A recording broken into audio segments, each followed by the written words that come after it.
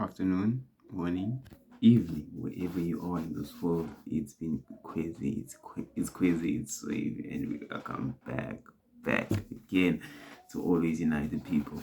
Today, we talk about a lot of things that are happening around the club, new stadium, Ganacho, Mainu, Carrington boys. Just add Hoyland in there, the future of Manchester United, just the future, how we're gonna move in our upcoming years. So I want to talk about the stadium first. First of all, we're not switching no stadium. Sir Jim has done good so far, most definitely done good so far, but this is probably one of the most important things that he needs to listen to the fans. He needs to call the support group, the fan support group, for this particular decision, and the transfers also. I believe those are one of the most important things that he needs to talk to the fans before he actually does the thing. New training ground being in the works. We were looking at the golf course and everything, but that's good. Obviously, the training course, I want that. I want the new training ground, New Carrington, or that we keep the first one and the second one, most definitely.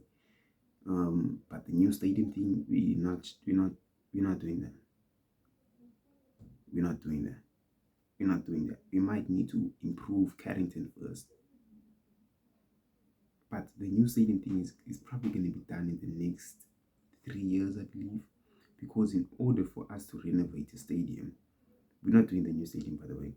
In order for us to renovate the stadium, we're going to need a stadium that we're going to need a place to play in, which is most likely going to be Carrington.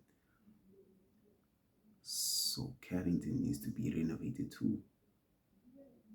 And the other training ground that's going to be built in the golf course that we are looking at in Manchester, it will also need to be built before we can even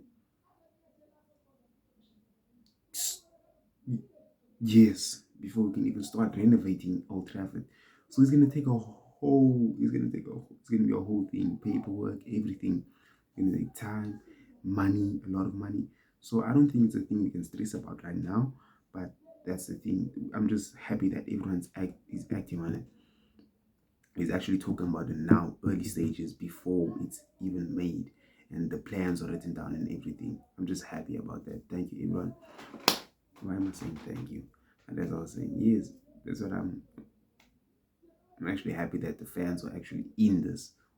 He's also working with us. So Jim, he's been doing his job. He's doing he promised us. Should we be happy about this? Yes.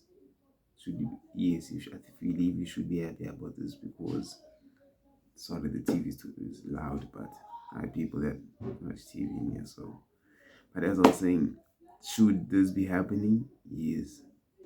It's his job, obviously.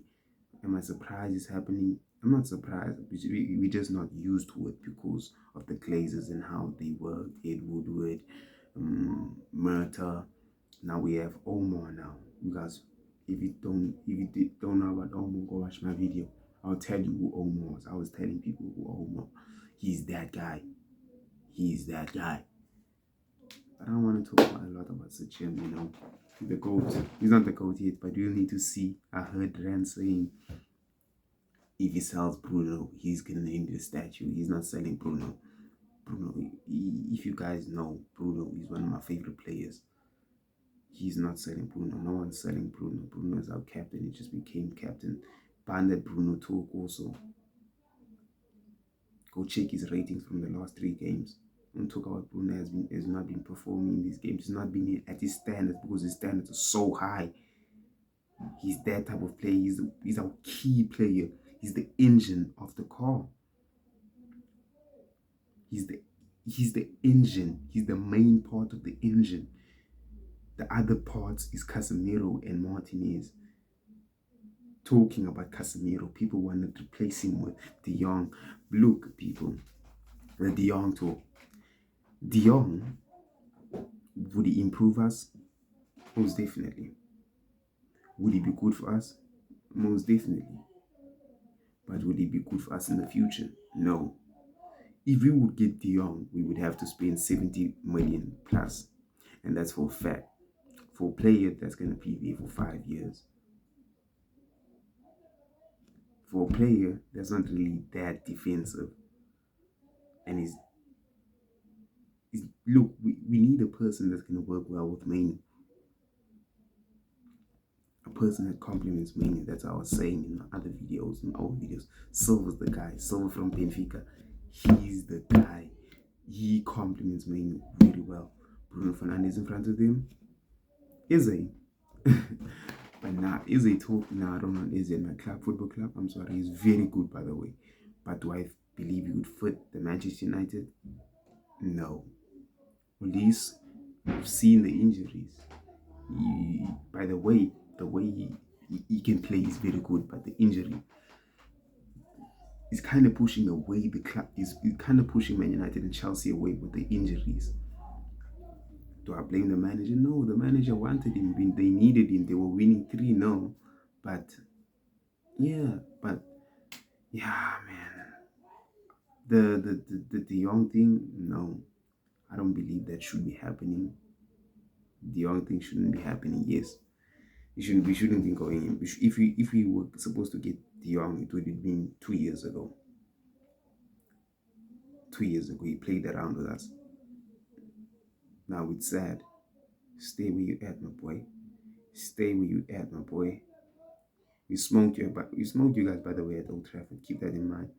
You couldn't smoke us at Camp Nou, even though we were playing Varane right back. But that's okay. Let's move on. Garnacho, as I was saying, Garnacho, in my previous video, Garnacho is that guy.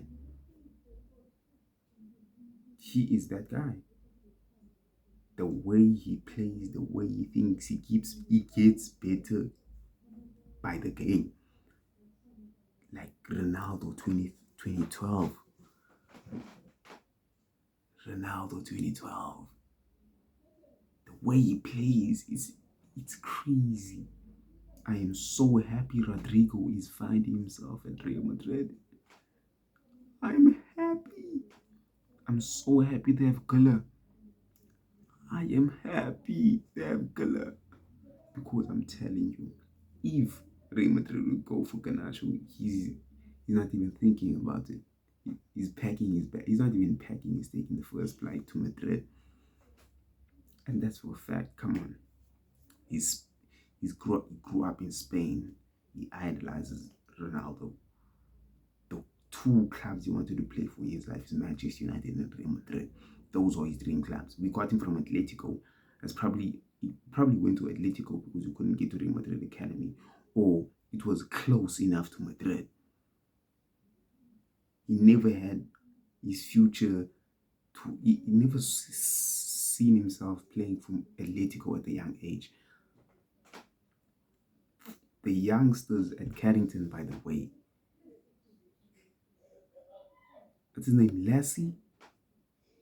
But those guys, the left back and the right back, keeps getting better. It keeps getting better. Luke Shaw, the guy that plays like Luke Shaw, he might be even better, Those guys, the left back and the right back, come on, the future's there. Carrington, Giggsy, Neville, Scholes, Beckham. Come on, boys. Like, what's going on at Manchester? I'm telling you, I've been saying this. I said this since last year. My old channel, I've been saying this. The next 5 years for Manchester United are vital. Now it's probably 3 years. The next 2 years actually are vital for us. You sack Erik ten Hag, you're starting from scratch again. Do not sack that manager. He is our key to success. I've been saying this. Do not sack Erik ten Hag. He's the key to success. He's set the bar straight, the high level. You've seen it last season. He was not taking anything. But he's realized these guys are here, and in order for them to get here, he needs to fish. He needs to go down, get them, and bring them up with himself. Since he has that experience and he knows what he's doing. He most definitely knows what he's doing. That's why I'm saying you cannot sack that guy. He's the key to our success. You sack him, we bring in the only coach that I would want in my club is Ancelotti. Ancelotti, Pep, only coaches that I would want in my club. No Jose, no Klopp, no one. Ancelotti, Pep, and you're not getting those coaches. I don't want people in my club. Simple. I want Erik Ten Hag. Ten Hag is the future of Manchester United. I want him at Manchester United for the next 20 years plus. I want him at Manchester United. We're winning the FA Cup, most definitely. Next season, we're going for the FA Cup and the Champions League. I believe we are making Champions League, by the way. We beat Villa today. Tottenham yesterday.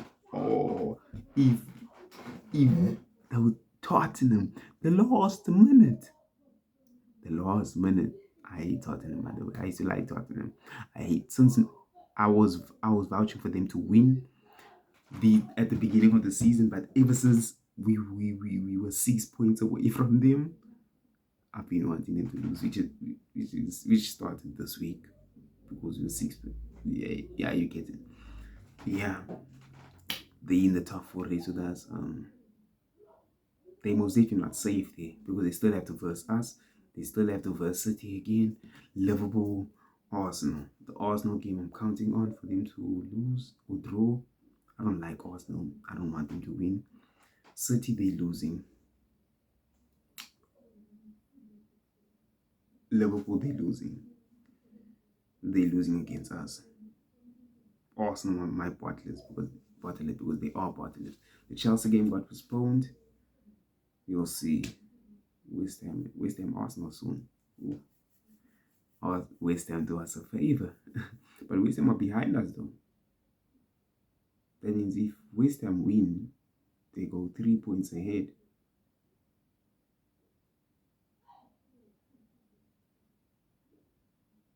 But at the same time, I don't like seeing Arsenal win. I know we're going to win today's game. So West Ham win. Draw. Bandit, draw. I want to draw in that game. What are my predictions for that game? Actually, let me predict it. I'm saying a 2-2, a last-minute winner from West Ham, Bowen or Kudus, between those two, or a defender with a header in the corner, or Sojek. Between those 4, one centre-back, a centre-mid, Kudus or Bowen. Between those 4 players. I'm just saying it. I'm calling it. Don't say I was... You understand? But that's for today, man. That's for today. Oh, in the previous video, I didn't tell you guys my predictions for the game. My predictions for the Aston Villa United game. I'm saying 3-1. I want a clean sheet though, but I'm saying 3-1. Højlund, Rashford, and Garnacho with the goals. See you guys. It's been crazy. It's been swave. Let's start over again. Let's start over the outro. It's been crazy. It's been swavy. And thank you for watching, guys. And it's always United.